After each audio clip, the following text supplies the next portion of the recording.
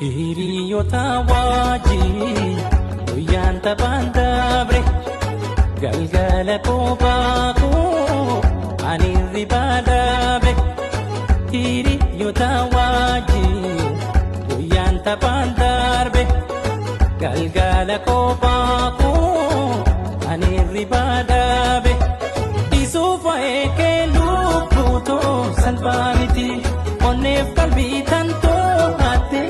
Harka jirti isuufa eekee lubbuutoo salphaa miti onnee koo qalbii too'atte si harka jirti.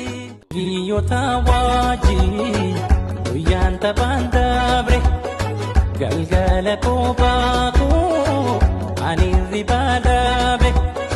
Hiriyoota wajjin guyyaan taphaan darbe galgala kophaa koo ani ribaa dhabe.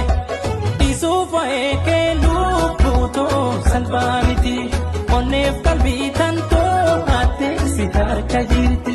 Isuufa eekee lubbuutoo salphaa miti onnee koo qalbii too ate si harka jirti. Egaan egaa daawwattoota keenya akkumas fuuldura dhaggeeffatanii artistii beekamaa fi jaalatamaa kan ta'e artistii Shukurii Jamaal wallee haaraadhaan dhufaa jira jechuudha. Ashamaan akkam jirtu dhaggeeffattootaa fi daawwattoonni chaanaalii keenya bagara chaanaalii keenyaatti nagaan deebitan saniin jecha har'a immoo wallee haaraa fi odeeffannoo haaraa waan dhufnee jirra jechuudha. Artistiin beekamaa hundum keessanii kan jaallatanii fi baay'ee uummata Oromoo bukkeetti beekamtii kan qabu artistii Shukurii Jamaal wallee haaraa natti cime kan jedhuun dhufaa jira jechuudha. Akkuma beekamu egaa artistiin keenya kun kanaan dura artist Shukurii Jamaalii eenyu hundumti Oromoo iyyuu beekadhee amana. Artistiin keenya kun sirboota kanaan duraa fi walleewwan hedduu akkasumas albamoota garaagaraallee sirboota jaalalaa kan garaa nama raasanii fi kan baay'ee namatti tolan garaagaraa baasii qaba jechuudha.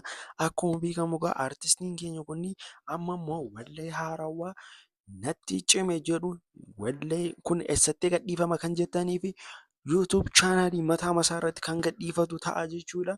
Artistii kanaa fi wallee isaa kana dhattanii YouTube isaa kana subscribe gochuu fi linkii description box sana jala isinii keenya achii fuutanii dhattanii chaanaalii isaa subscribe illee gochuu dandeessu jechuudha. Egaan daawwattoota keenya full video yoo barbaadan comment jalatti lakkoofsa 3 barreessaa isiniin jenna. Hamma xumuraatti waan nu wajjin taataniif galatoomaa isiniin jecha odeeffannoo babbareedaa fi wantoota haaraa akkasii yoo barbaadan chaanaalii keenya immoo subscribe gochuun dagatina akkasumas like godhaati. Share immoo social media qabdan hundumaa isaa irratti share godha. Egaan egaa warri muuziqaa kana hawwiidhaan eegaartan immoo comment jalatti lakkoofsa 5 barreessaa isiniin jenna.